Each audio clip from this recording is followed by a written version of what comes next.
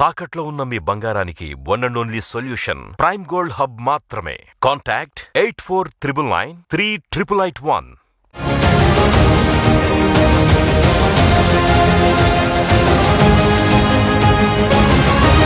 Political junction వర్తమాన రాజకీయాలపై సమగ్ర విశ్లేషణ అందిస్తుంది. నమస్తే, వెల్కమ్ టు ఆదాన్. నమస్తే అంకమరావు గారు. నమస్తే కిషోర్. అంకమరావు గారు, ఈరోజు మన డిస్కషన్లో ముఖ్యమైనటువంటి అంశాలు. నంబర్ 1, ఖచ్చితంగా మాట్లాడి తీరాల్సినటువంటి టాపిక్ హరిహర వీరమల్లు సినిమా ఫలితం. సినిమా అద్భుతంగా ఉందా, బాగుందా, ఫ్యాన్స్ని మెప్పిస్తుందా, కామన్ ఆడియన్స్ని మెప్పిస్తుందా, ఈ రివ్యూలు మనం పక్కన పెట్టేద్దాం, మనకు అనవసరం ప్రస్తుతానికి. హరిహర వీరమల్లు అనేటటువంటి సినిమాని ఎలాగైనా సరే తొక్కేయాలి, చంపేయాలి, నాశనం చేయాలని కంకణం కట్టుకుని మరి బాయ్కాట్ ట్రెండ్ చేసి అజ్జేసి ఇజ్జేసి ఆ సినిమా జరుగుతున్నంతసేపు బిట్లు బిట్లుగా షూట్ చేసి వాటన్నిటిని సోషల్ మీడియాలో పెట్టి వాటి మీద ట్రోల్స్ చేస్తూ మొత్తానికి ఎన్ని కుట్రలు చేయాలో అన్ని కుట్రలు చేశారు. కానీ ఫలితం మాత్రం దాన్ని చాలా భిన్నంగా కనిపిస్తోంది. అద్భుతమైనటువంటి సక్సెస్సా కాదా అనేది మరి కొన్ని రోజుల్లో తెలిసే అవకాశం ఉంది. కానీ సక్సెస్ అనేది మాత్రం చాలా స్పష్టంగా తెలుస్తున్నటువంటి నేపథ్యంలో ఈ కుట్రల్ని ఎదుర్కొన్నట్టేనా, వీరమల్లు జయించినట్టేనా అనేది మనం క్లియర్గా మాట్లాడే ప్రయత్నం అయితే చేద్దాం. ఆ అంశం ఒకటైతే, నంబర్ 2, మిథున్ రెడ్డి జైల్లో ఉన్న దాని మీద వస్తున్నటువంటి ప్రతిస్పందన జనం నుంచి కాదు, వాళ్ళ కుటుంబం నుంచి, వైఎస్ఆర్ కాంగ్రెస్ అంత అన్యాయమా, ఇంత అన్యాయమా, అజ్జేస్తారా ఇజ్జేస్తారా, సౌకర్యాలు. అసలు జైల్లో పాటు 2వ రోజే దీన్ని చంద్రబాబు కేసుని ఖచ్చితంగా పోల్చాలి. ఆయన జైల్లో పెట్టినటువంటి నెల రోజుల వరకు క్వాష్ అనే మాట తప్ప బెయిల్ అనేటటువంటి కాన్సెప్ట్ కూడా తీసుకురాలి. వీళ్ళు సౌకర్యాల గురించి మాట్లాడాలి. అసలు వీళ్ళు జైల్లో పెట్టిన 2వ రోజే మా వాడికి సౌకర్యాలు లేవని చెప్పేసి గగ్గోలు పెట్టేసి మొత్తాన్ని తెచ్చుకుంది. ఆ సౌకర్యాల్లో కూడా మనిషిని పెట్టాలి, అది పెట్టాలి, ఇది పెట్టాలంటే అసలు మాన్యువల్లో లేని రూల్స్ మేము ఎట్టేస్తామండి, మాన్యువల్లో లేని సౌకర్యాలు ఎట్టేస్తామని చెప్పేసి మళ్ళీ ఆ సూపరింటెండెంట్ హైకోర్టులో రివ్యూ పిటిషన్ అది వేశాడంట. సో ఆ చంద్రబాబు కల్పించిన సౌకర్యాలు, మిథున్ రెడ్డి కల్పిస్తున్న సౌకర్యాల మీద మనం ఖచ్చితంగా ఒక రివ్యూ అనేది తీసుకుందాం. ఇక 3, తాజాగా వచ్చినటువంటి బ్రేకింగ్ న్యూస్. ఓఎంసీ కేసులో శ్రీలక్ష్మిని తప్పించడానికి వీల్లేదు, చేర్చాల్సిందే అని చెప్పేసి మరొక్కసారి హైకోర్టు తాజాగా నిర్ణయం తీసుకున్నటువంటి పరిస్థితి. అంతకుముందు ఆ కేసులోంచి పూర్తిగా తప్పించడం, రిలీఫ్ ఇవ్వటం, సిబిఐ సుప్రీంకోర్టు వరకు వెళ్ళటం జరిగింది. అంటే మనం చూసాం అసలు ఆవిడ పాత్ర లేకపోతే అసలు ఈ కేసు ఎలా వచ్చేది అనేది కూడా మనం ఖచ్చితంగా ప్రశ్నార్థకం. ఆవిడ చేసిన పని వల్ల, ఆవిడ చేసిన మార్పుల వల్లే కదా ఎంత కుంభకోణం జరిగింది, ఎంత దోచుకుంది, ఎంత దోపిడీ జరిగింది. అలాంటి శ్రీలక్ష్మిని ఎలా తప్పిస్తారని చెప్పేసి మొత్తానికైతే రియలైజ్ అయినట్టుగా కనిపిస్తోంది. సో దాన్ని కూడా మనం వివరంగా విశ్లేషించే ప్రయత్నం చేద్దాం. సో ఈ 3 అంశాల్లో ముందుగా మనం మాట్లాడాల్సింది హరిహర వీరమల్లు. నెగ్గాడా, తగ్గాడా, ఏమైంది? కిషోర్, హరిహర వీరమల్లు పవన్ కళ్యాణ్ సినిమా కోసం ఆయన అభిమానులు ఎంతగా ఎదురు చూస్తూనే ఉన్నారు. గతంలో దీనికి సంబంధించి చిత్రాన్ని గతంలో ఇప్పుడు విడుదల తేదీ ముందు ఇంకో విడుదల తేదీని నిర్ణయించారు వాళ్ళు. ఆ నిర్ణయించిన సందర్భంగా ప్రదర్శనశాలలో కొంతమంది బయటకు వచ్చేసి మాకు కొన్ని కోరికలు ఉన్నాయి, ఆ కోరికలు తీరిన తర్వాతే మేము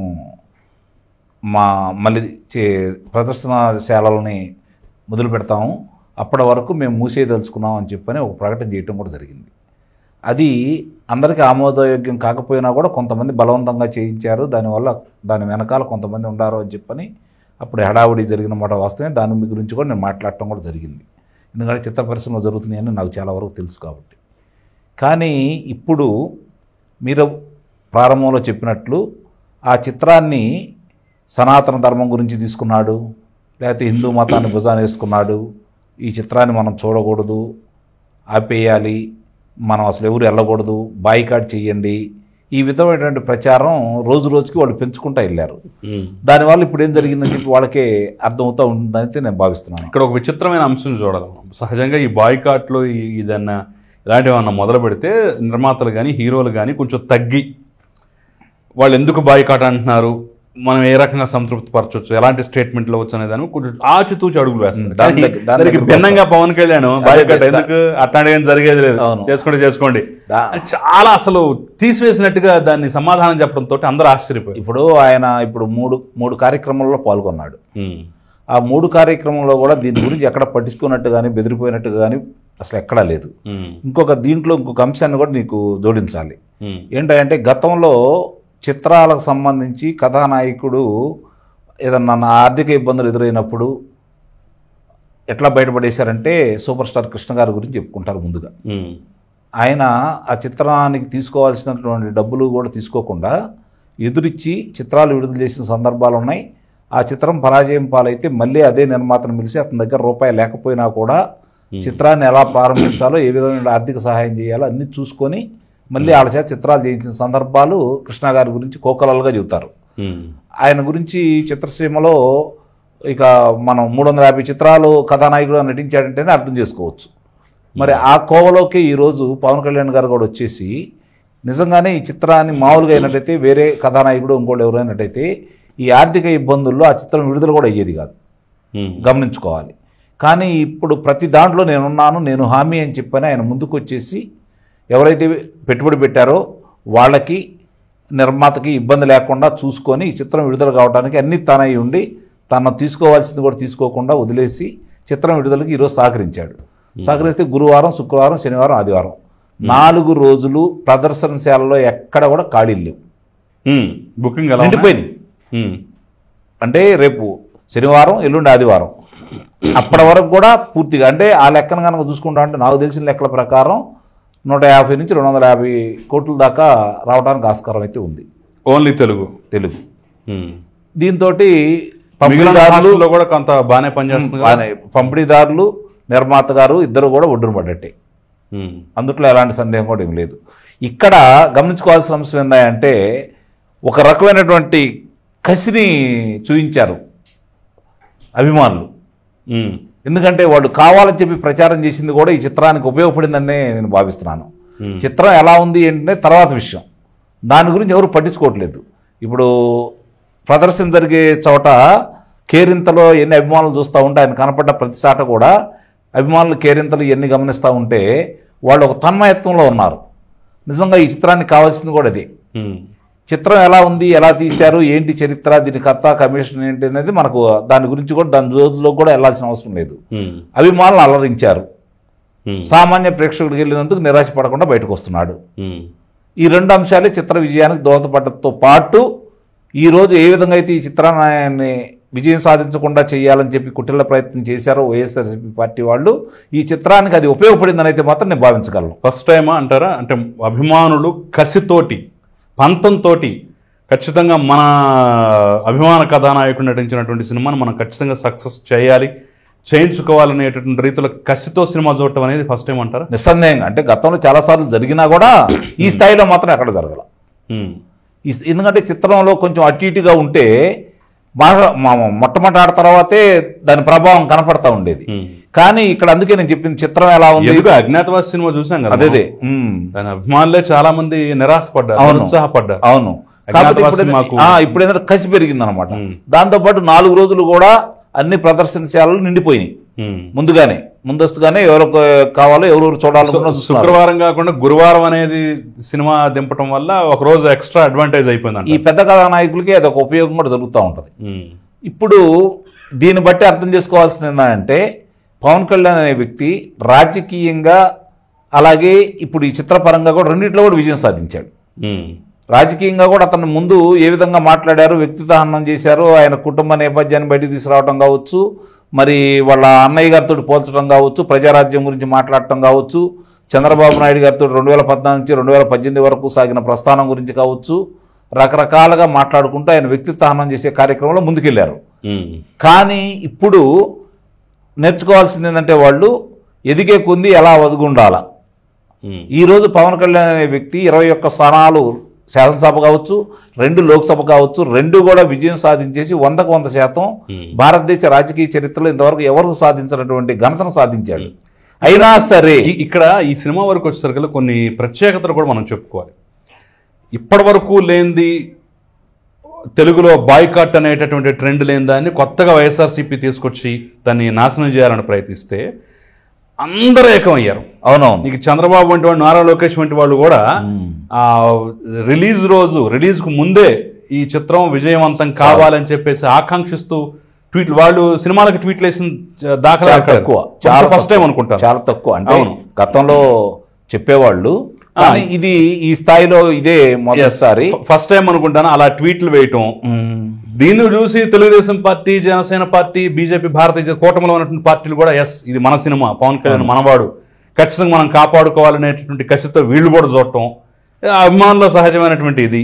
అంటే అన్ని పైగా ఎప్పుడు లేని పవన్ కళ్యాణ్ పని కట్టుకుని కాలికి బలపం కట్టుకుని ప్రచారాల్లో పాల్గొనటం, ప్రమోషన్ తనే స్వయంగా దిగి ప్రమోట్ చేయటం, ఇవన్నీ కలిసి వచ్చాయి అనుకోవచ్చు అంటారు. నిస్సందేహంగా కలిసి రావడమే కాకుండా ఒకటి ఈ రోజు పవన్ కళ్యాణ్ మాట్లాడే ప్రతి మాట రాష్ట్రం కోసం అతను పడుతున్న తపన, ముఖ్యమంత్రిగా చంద్రబాబు నాయుడు గారు ఉండాలి. ఇందాక నేను చెప్పినట్టు 100% విజయం సాధించినా కూడా ఆ గర్వాన్ని తలకెక్కించుకోకుండా రాష్ట్రం బాగుండాలి అంటే మనం ఎలా వెళ్ళాలి, ఇంకా 10 సంవత్సరాలు ముఖ్యమంత్రిగా చంద్రబాబు నాయుడు గారు పనిచేయాలి, ఆయన దగ్గర నేను నేర్చుకోవాలి అని చెప్పి ఎదిగే కొద్దీ ఒదుగుతూ తన శాఖలో పట్టుని పెంచుకుంటూ ప్రజల గురించి ఆలోచిస్తున్న విధానం కావచ్చు. ఈరోజు చిత్ర పరిశ్రమలో అతను కావాలని ఒక వర్గం వాళ్ళు ఈ చిత్రాన్ని ఏదో చేయాలనే తలంపుతోటి, ఎందుకంటే ఇంతకుముందు 2 చిత్రాలు కూడా పరాజయం పాలవటం, రెండోది భీమ్లా నాయక్ చిత్రానికి వచ్చేసరికి, వకీల్ సాబ్ చిత్రానికి వచ్చేసరికి రెండింటికి కూడా అప్పటి ప్రభుత్వం మరి దారుణంగా ధరలను బాగా తగ్గించటం, ఈ విషయాలు కూడా దృష్టిలో పెట్టుకొని వకీల్ సాబ్ కోవిడ్ వల్ల థియేటర్లు మూసేస్తున్నాం అని చెప్పి అప్పటి వరకు లేదని అప్పుడు సడన్ గా తీసుకొచ్చి మూసేస్తారు. అవునవును, ఇవన్నీ కూడా ఈరోజు కసి పెరిగింది అభిమానుల్లో. కసి పెరగడంతో పాటు ఒకసారి చూద్దాం అనుకున్న వాళ్ళు కూడా ఈరోజు 4-5 పర్యాయాలు చూసే పరిస్థితిని వాళ్లే కల్పించారు. కారణం ఏంటంటే ఇప్పటి వరకు ఒక ప్రస్థానం పవన్ కళ్యాణ్ గారిది, మొన్నటి నుంచి ప్రస్థానం వేరు. ఆయన గురించి మీరు కనుక గమనించుకుంటా ఉంటే ఖుషీ చిత్రం తర్వాత ఆయనకు విజయం లేదు. ఖుషీ చిత్రం తర్వాత ఆయనకు విజయం లేదు. మళ్ళీ ఎప్పుడు వచ్చేసింది? అది జల్సా అనే చిత్రం ద్వారా వచ్చేసింది. కానీ ఈ ఖుషీ తర్వాత విజయాలు లేకపోయినా కూడా ప్రతి చిత్రానికి ఆయనకు వచ్చే ఆదరణ కావచ్చు, మొదటి రోజు చూసే జనాభా కావచ్చు పెరుగుతా వచ్చారే తప్ప తరగల. ఇది చాలా అరుదుగా జరిగే సంఘటనలు. ఇంకొకటి ఇక్కడ గమనించుకోవాల్సిందంటే ముఖ్యంగా అంటే చిత్రసీమకు సంబంధించిన వాళ్ళు కావచ్చు, వేరే వాళ్ళు కూడా సంబంధించిన వాళ్ళు కావచ్చు, కొంతమంది గుత్తాధిపత్యం చేతుల్లో చిత్ర పరిశ్రమ ఉండి మంచి చిత్రాలను కూడా వాళ్ళు విజయవంతం చేయకుండా ఆపగలిగారు. ప్రజల్లో అభిమానం వచ్చినా ఆ చిత్రాలు ప్రదర్శన చేయడానికి అవకాశం లేకుండా చేసిన సందర్భాలు చాలా ఉన్నాయి. అట్లాంటిది దీన్ని కూడా ఏదో చేయాలనే ఆలోచన వచ్చిందని చెప్పినప్పుడు దీని గురించి చర్చ కూడా జరిగింది. కానీ ఇప్పుడు గమనించుకోవాల్సింది ఏంటంటే ఆయన ఎత్తుకున్న అంశం ఏంటి, ముందుగా దీని గురించి నిర్మాతనే దర్శకుడిని అభినందించాలి, అలాగే కథానాయకుడిని కూడా. ఏందంటే ఆయనకున్నటువంటి ప్రాచుర్యాన్ని దృష్టిలో పెట్టుకొని దాన్ని ఒక 4 పాటలు లేదా ఒక 5 పాటలు పెట్టుకొని 5-6 పోరాట దృశ్యాలు పెట్టుకొని కాస్త వినోదాన్ని చొప్పిస్తే అభిమానులు బాగా ఆనందించేవాళ్ళు, డబ్బులు వచ్చాయి. కానీ ఇక్కడ నిర్మాత కానీ దర్శకుడు కానీ కథానాయకుడు కానీ డబ్బుల గురించి కాకుండా వాళ్ళు ఏదో సనాతన ధర్మానికి కావచ్చు, లేకపోతే ఆ రోజు జరిగినటువంటి ఔరంగాబాద్ ఉన్నప్పుడు జరుగుతున్న కొన్ని కార్యక్రమాల గురించి కావచ్చు ప్రజలకు తెలియపరచాలనే ఉద్దేశంతో హిందూ మతం మీద ఆ రోజు జరిగినటువంటి దాడి గురించి విపులంగా చెప్పాలి అంటే ఒక ప్రాచుర్యం ఉన్నటువంటి కథానాయకుడు ఉంటే తప్ప అది ప్రజల్లోకి వెళ్ళదు అనుకున్న ఆలోచన రావటమే గొప్ప విషయం ఇక్కడ. దాన్నే ఈరోజు ఎన్నుకున్నారు, ప్రజలు కూడా ఈరోజు ఆదరిస్తున్నారు. రెండోది ఏంటంటే మనకి చరిత్రను వక్రీకరించిన మాట కూడా వాస్తవం. అది పార్టీల పరంగా రకరకాలుగా ఏం చెప్పుకుంటున్నా కూడా స్వతంత్రం వచ్చిన తర్వాత నిజంగా దీని గురించి చరిత్ర గురించి చాలా వరకు తొక్కిపెట్టిన మాట కూడా వాస్తవం. ఇది గమనించుకోవాలి. మనకి చూసుకుంటా ఉంటే భారతదేశాన్ని సనాతన ధర్మాల గురించి మాట్లాడుకుంటా ఉంటే ఆద్యం మనమే మొట్టమొదటి కూడా. దీనికి ఇంకోటి తక్షశిల కావచ్చు, నలంద కావచ్చు, లేకపోతే ఈ యొక్క విశ్వవిద్యాలయాలు ఆ రోజు విశ్వవిద్యాలయాలుగా వెలుగొందిని. ఈ విశ్వవిద్యాలయాలకు సంబంధించి దేశ విదేశాల నుంచి వచ్చి ఇక్కడ విద్య నేర్చుకొని మన ధర్మాన్ని ఇవన్నీ కూడా నేర్చుకొని వెళ్ళారు. ఆ రోజు విద్య అంటే ఎలా ఉండేది, సామాన్యుడికి అందుబాటులో ఉండేది కాదు. రాజులు, ఒక రకమైన వాళ్ళు, జమీందారులు, వాళ్ళకు సంబంధించిన వాళ్ళు మాత్రమే వచ్చేవాళ్ళు. అందుట్లో అన్ని విద్యలు నేర్పేవాళ్ళు, యుద్ధ విద్యలు నేర్పేవాళ్ళు, సాముగరిడీలు నేర్పేవాళ్ళు, అలాగే ఈ విద్యకు సంబంధించి చెప్పేవాళ్ళు, రాజులు ఎలా పరిపాలించాలి అని చెప్పిన ఆ ధర్మాన్ని కూడా వాళ్ళు చెప్పడం కూడా జరిగేది. ఇప్పటి వరకు చూసుకుంటా ఉంటే భారతదేశంలో ఉన్నటువంటి రాజులు ఎవరైనా సరే పొరుగు దేశాల మీదకి వెళ్ళి ఎక్కడా యుద్ధం చేయలే. గమనించుకోండి, పొరుగు దేశాలను ఆక్రమించుకోవాలని ఏ రోజు ప్రయత్నించాల. కానీ భారతదేశాన్ని ఆక్రమించుకోవడానికి చేశారు, దాడులు చేశారు, సంపదను దోచుకెళ్లారు, సంస్కృతిని నాశనం చేశారు, దేవాలయాలను ధ్వంసం చేశారు. ఇవన్నీ భారతదేశం మీద ఎంత చేసినా కూడా నిటారుగా నిలబడి ఈరోజు రొమ్ము విరుసుకొని దమ్ముగా చూపిస్తున్నటువంటి హైందవ ధర్మాన్ని ఎవ్వడు కూడా ఏమి చేయలేకపోయాడు. ఇది గమనించుకోవాలి. దీని జరిగి మీద కొన్ని దాడుల్ని ఈరోజు ఆయన చూపించాలనే ప్రయత్నం మాత్రం నిజంగా అభినందనీయం. దానికి ఈరోజు ప్రజలు ఆదరిస్తున్న తీరు కూడా వారి యొక్క శ్రమకి తగ్గ ఫలితం దక్కిందని అయితే మాత్రం నేను నిస్సందేహంగా చెప్పగలను. ఓవరాల్ రన్ లో అన్ని భాషల్లో కలిపి ఎంత వసూలు చేసే అవకాశం ఉందండి? అంటే 4-5 లాంగ్వేజెస్ లో. అంటే ఇప్పుడు మిగిలిన చిత్రాల్లాగా అన్ని భాషల్లోనూ అనువాదం చేసి విడుదల చేసే ఆలోచన లేదు ఈ చిత్రానికి. కొన్ని మాత్రమే ఇప్పుడు, ఎందుకంటే ముఖ్యంగా హిందీలో చేయలే కాబట్టి ఇప్పుడిప్పుడే మనం అయితే చెప్పలేము. ఈ ప్రజాదరణ చూసిన తర్వాత రేపు పొద్దున వాళ్ళు ఏమైనా చూసుకుంటారో మనకైతే తెలియదు. తమిళ్లో, కన్నడలో, మలయాళంలో 3 భాషల్లో పంపించారు అనుకుంటా కదండి. అంటే ఇక్కడ వరకు దక్షిణాది భాషల వరకు వాళ్ళు ఇప్పుడు దానికి అసలు అనువాదం కూడా అక్కర్లా అనుకున్నారు కదా. పవన్ కళ్యాణ్ గారి చిత్రానికి అనువాదం కూడా అక్కర్లా. చూసాం కదా బెంగళూరులో ఏ విధంగా ప్రజాదరణ ఉందో, ఏ విధంగా చూస్తున్నారో తమిళనాడులో కావచ్చు, ఇక్కడ కావచ్చు. కాకపోతే ఇక్కడ గమనించుకోవాల్సిన అంశం ఏంటంటే మిగిలిన అందుకే నేను చెప్పింది మిగిలిన కథానాయకుల కంటే భిన్నమైన వ్యక్తిత్వం ఈరోజు అట్లా వెళ్ళారు ప్రజల్లోకి. కాబట్టి ఏమాత్రం చిత్రం అసలు వచ్చే చూసేవాళ్ళు కానీ వీళ్ళు కానీ చిత్రం నడవడిక ఏంటి, చిత్ర కథాగమనం ఏంటి, లేకపోతే ఎట్లా ఉండాలి ఏంటి, ఏ విధం అనే ఆలోచనలో మర్చిపోయారు. పవన్ కళ్యాణ్ గారి చిత్రాన్ని విజయవంతం చేయాలనే కసి మీద ఈరోజు ప్రేక్షకులు ముందుకు వస్తున్నారనే మాత్రం నేను గట్టిగా చెప్పగలను. కనీసం ఒక 400-500 కోట్లు అనుమానమే లేదు దాంట్లో. Right sir. ఇక మనం రెండో అంశం తీసుకున్నట్టయితే రాజమండ్రి కేంద్ర కారాగారంలో ఉన్నటువంటి మిథున్ రెడ్డికి సౌకర్యాలు లేకపోతున్నాయి, సౌకర్యాలు ఇవ్వట్లేదని చెప్పేసి ఓ పక్క గగ్గోలు, టెర్రరిస్టుల్లాగా చూస్తున్నారు మా వాళ్ళని చెప్పేసి. ఇది అసలు ప్రతి అంశంలో గతంలో చంద్రబాబు నాయుడిని ఎంత హింసించారు. అదే స్నేహ బ్లాక్లో ఉన్నాడు కదా ఇప్పుడు మిథున్ రెడ్డి. అదే స్నేహ బ్లాక్లో పెట్టి దోమలు కొడుతున్నాయా అంటేనేమో దోమలు కొట్టక జైల్లో కనుగొడతారా అని చెప్పేసి దారుణంగా మాట్లాడిన కొడాలి నాని వంటి వాళ్ళు కానివ్వండి. కనీసం మినిమం సౌకర్యాలు కూడా కల్పించినటువంటి పరిస్థితి. ఒంటి మీద దద్దుర్లు వచ్చినా లేదంటే ఇంకా ఇతర అనారోగ్య కారణాలతో ఇబ్బందులు వచ్చినా కానివ్వండి వైద్యం చేయించిన పరిస్థితి. ఆఖరికి నివేదికలను కూడా మార్చినటువంటి పరిస్థితి కదా. కంటి ఆపరేషన్ చేయించాలంటే అవసరం లేదా, మళ్ళీ కోర్టులో పిటిషన్లు వేసుకుంటే మళ్ళీ వేరే డాక్టర్ల చేత టీం చేత పరీక్షలు చేపిస్తే ఖచ్చితంగా చేయాల్సిందే అని చెప్పేసి వాళ్ళు రిపోర్ట్ ఇస్తే కానీ బెయిల్ రాదు. ఈరోజు ఆఖరికి సహాయకుడిని కూడా పెట్టనండి, ఇదెక్కడ కర్మ అసలు ఇంతవరకు లేనిది అని చెప్పేసి మళ్ళీ రివ్యూ పిటిషన్ వేసుకోవాల్సిన పరిస్థితి కదా. అంటే ఇక్కడ నాకు ఇప్పటికీ కిషోర్ ఒక విచిత్రం ఏమనిపిస్తూ ఉంటుందంటే, ఇప్పుడు ఆయన లోక్సభ సభ్యుడే కాదని అంటలేదు. చంద్రబాబు నాయుడు గారు అప్పటికి 14 సంవత్సరాలు మాజీ ముఖ్యమంత్రి, ప్రతిపక్ష నేత, భారతదేశంలో ఆయనకంటూ ప్రత్యేకంగా Z+ కేటగిరీ సెక్యూరిటీ ఉన్నటువంటి నాయకుడు.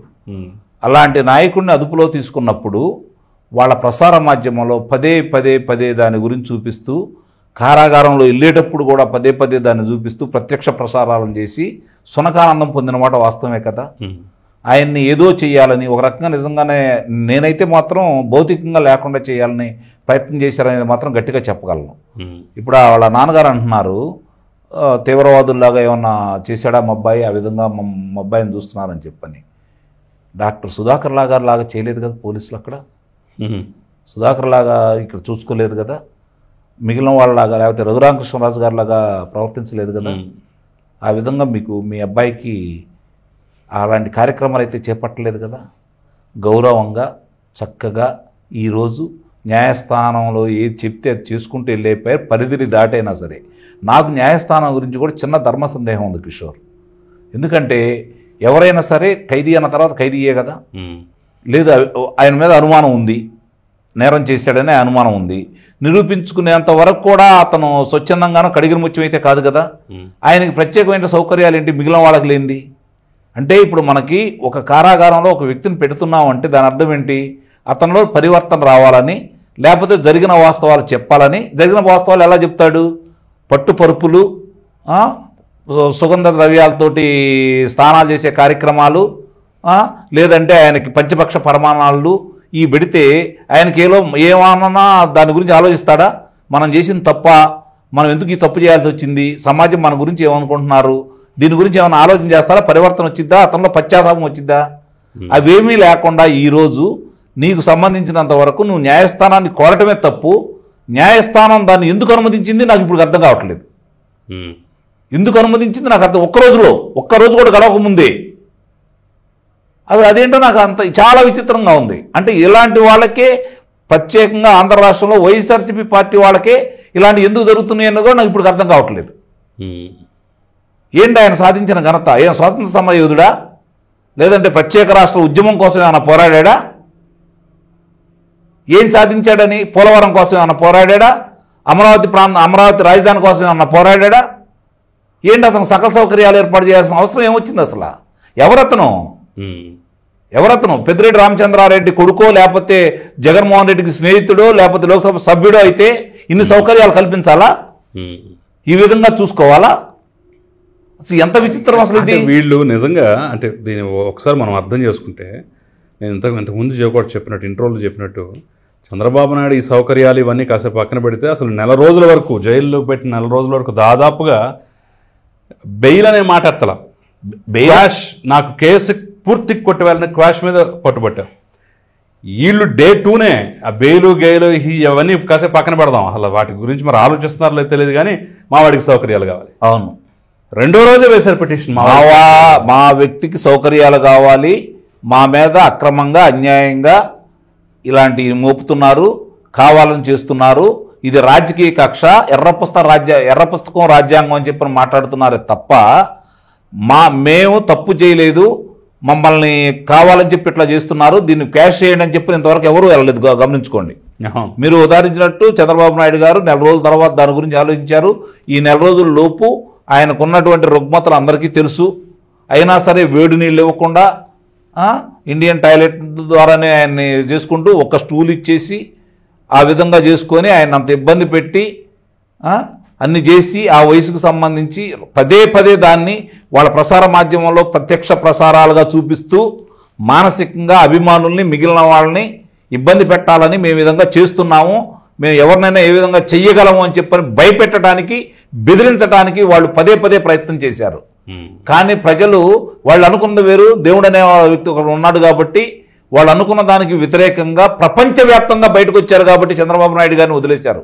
గమనించుకోండి, ఇక్కడ ప్రపంచవ్యాప్తంగా బయటకు వచ్చిన తర్వాత నిజమా ఇది భారతదేశ పరువు ఏమైపోతుందో అని చెప్పి భయం కొద్దీ బయటకు వదిలేరు తప్ప ఆ రోజు కూడా చంద్రబాబు నాయుడు గారి మీద ప్రేమతోటి కాదు. కాబట్టి దాని పర్యవసానం ఏంటో ఎన్నికల్లో చూశారు.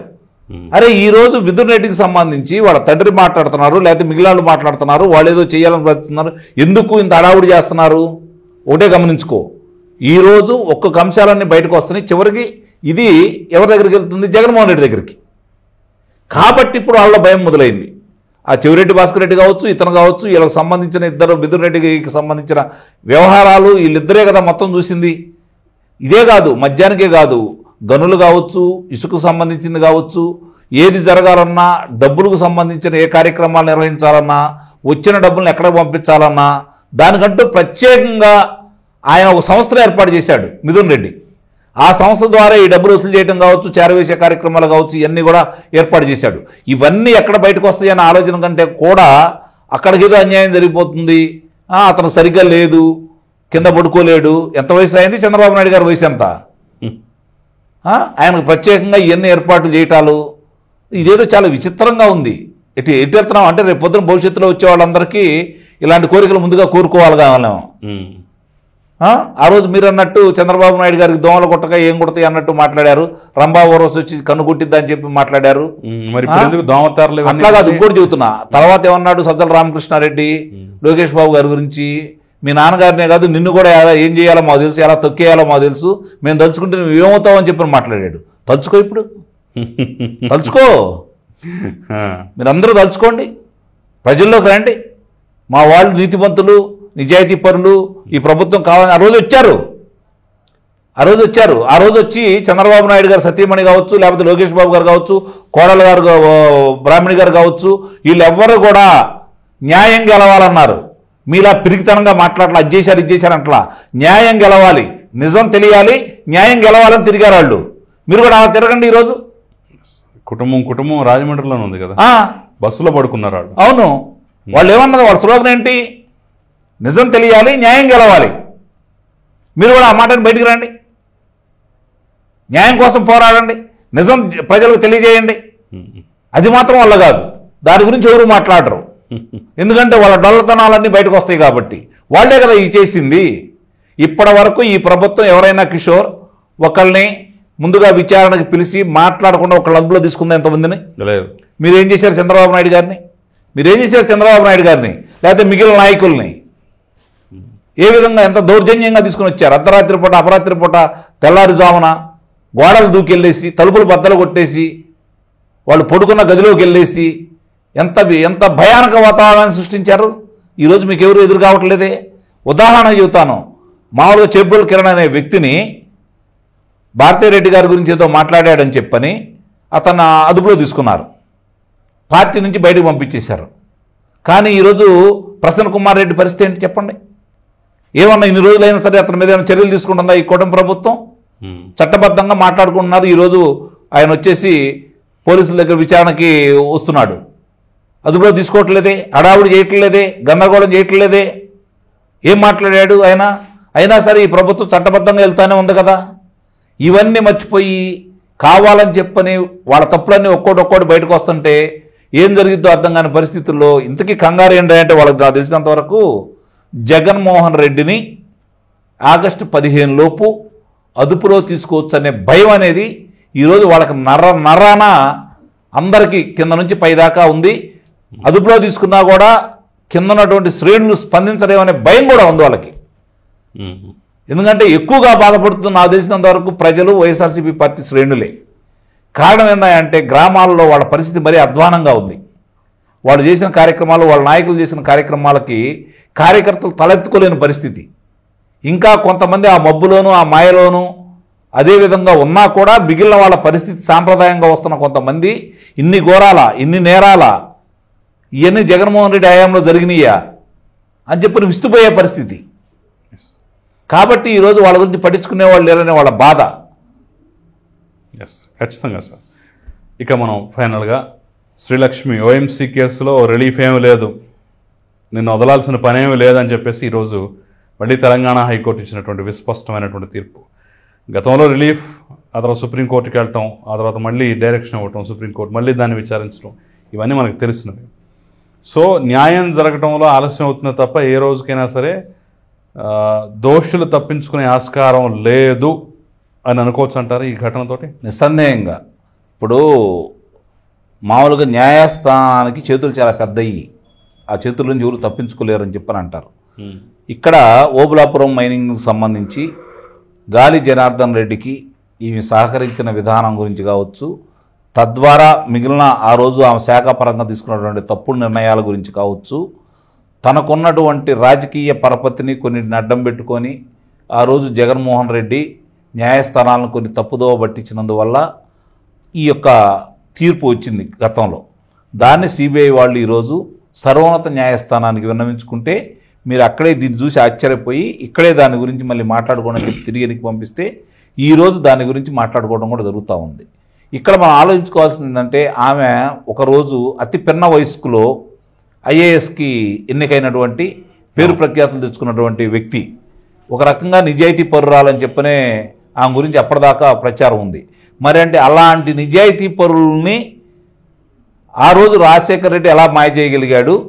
ఈరోజు చంద్రబాబు నాయుడు గారి యొక్క ప్రభుత్వంలో, తెలుగుదేశం ప్రభుత్వంలో నీతి నిజాయితీకి పేరు తెచ్చుకున్నటువంటి కొంతమంది అధికారులు ఈరోజు దోషులుగా జగన్మోహన్ రెడ్డి యొక్క పరిపాలనలో ఏ విధంగా ఈరోజు కళ్ళ ముందు కనపడతా ఉన్నారని చూసుకుంటా ఉంటే ఇది నాయకులను బట్టి అధికారులను ఏ విధంగా తయారు చేయొచ్చో, అధికారులు ఏ విధంగా ప్రవర్తిస్తారో స్పష్టంగా ఈరోజు ప్రజలకు అర్థమవుతుంది కిషోర్. వాస్తవాలు చూసుకుంటా ఉంటే మరి 5 సంవత్సరాల పరిపాలనలో ఏ ఒక్క అధికారులను కూడా ఈ విధంగా వాళ్ళు దోషులుగా చూపించలేకపోయారు కదా. మరి ఈరోజు ఇంతమంది ఐఏఎస్లు కావచ్చు, ఐపీఎస్ల అధికారులు కావచ్చు ఎందుకు న్యాయస్థానాల చుట్టూ తిరుగుతున్నారు, కారాగారాల్లో మొగ్గుతున్నారు, న్యాయస్థానాలు వాళ్ళ మీద మొట్టికాయలు వేస్తూ ఉన్నాయి? ఒక్కసారి కనుక వెనక్కి తిరిగి ఆలోచించుకుంటా ఉంటే ఇది వాళ్ళ అంటే నాయకులు ప్రవర్తన ఏ విధంగా ఉంటుందో భయపెట్టారా, ప్రలోభ పెట్టారా అని తర్వాత విచారణలో బయటికి రావచ్చు. కానీ తండ్రి హయాంలోనూ కొడుకు హయాంలో మాత్రం ఎందుకు జరిగింది ఇలా? అంటే ఎంత విచ్చలవిడిగా అధికారాన్ని, అధికారుల్ని వాళ్ళు దుర్వినియోగం చేశారనేది స్పష్టంగా వీళ్ళని బట్టి అర్థమవుతూ ఉంది. ఈరోజు భారతదేశ చరిత్రలో ఒకే రోజు 3 IPS అధికారుల్ని విధుల నుంచి తప్పించిన సందర్భం ఎక్కడన్నా ఉందా? జగన్మోహన్ రెడ్డి దగ్గర చేసిన వాళ్ళు మాత్రమే జరిగింది కదా ఇది. తర్వాత ఒక DGP న్యాయస్థానం ముందుకెళ్ళి రాజ్యాంగాన్ని ఒకసారి చదువు అని చెప్పి చదివించుకున్న సందర్భాలు ఎక్కడన్నా ఉన్నాయా? గౌతమ్ సవాంగ్ గారి చేత చదివించారు కదా. ఇవన్నీ కళ్ళ ముందు కనపడతానే ఉన్నాయి. ఈ కనపడే క్రమంలో ఈరోజు శ్రీలక్ష్మి లాంటి వాళ్ళు నేను బలయ్యారని నేనైతే భావించడం లేదు. బలి ఎందుకు అవుతారు వాళ్ళు? అంటే వాళ్ళకి తెలియదా వాళ్ళు చదువుకున్న చదువులేంటి? కోట్లలో ఎంతమంది దీనికి ఎన్నికయ్యేవాళ్ళు? కోట్లలో, వందల్లో కాదు కోట్లలో ఎంతమంది ఎన్నిక కాగలరు? ఇది ఎన్నికైనప్పుడు వాళ్ళకు ఉన్నటువంటి ప్రత్యేకతలు ఏంటి? వాళ్ళకు ఉన్నటువంటి విజ్ఞానం ఎలాంటిది? వాళ్ళకు ఉన్నటువంటి తెలివితేటలు ఎలాంటివి? మరి అవన్నీ ఏమైపోయినాయి ఇక్కడ? మీకుంది, వాళ్ళ అధికారంలో ఉంటే 5 సంవత్సరాలు ఉంటారు, లేదా 10 సంవత్సరాలు ఉంటారు. మీరు 35 సంవత్సరాలు ఆ దాంట్లోనే ఉండాలి కదా. కనీసం ఐఏఎస్లు IPSలు కనీసం 30 సంవత్సరాలు వాళ్ళు ప్రజలకు సేవ చేయాలి కదా. మరి అలాంటి వాళ్ళకు వచ్చిన పరపతి కావచ్చు, వాళ్ళకు వచ్చిన పేరు ప్రఖ్యాతులు కావచ్చు, వాళ్ళ ప్రజల్లో ఉన్నటువంటి ఆదరణ కావచ్చు, గౌరవం కావచ్చు, ఒక్కసారి ఆలోచించుకోవద్దా ఇలాంటి కార్యక్రమాలు చేపడతా ఉంటే? సో మళ్ళీ శ్రీలక్ష్మి జైలుకి వెళ్ళే అవకాశం ఉందంటారా? ఇప్పుడున్న పరిస్థితులు చూస్తూ ఉంటే అదే కనపడతా ఉంది. జైలుకి వెళ్ళటం కూడా న్యాయమనే నేనైతే భావిస్తున్నాను.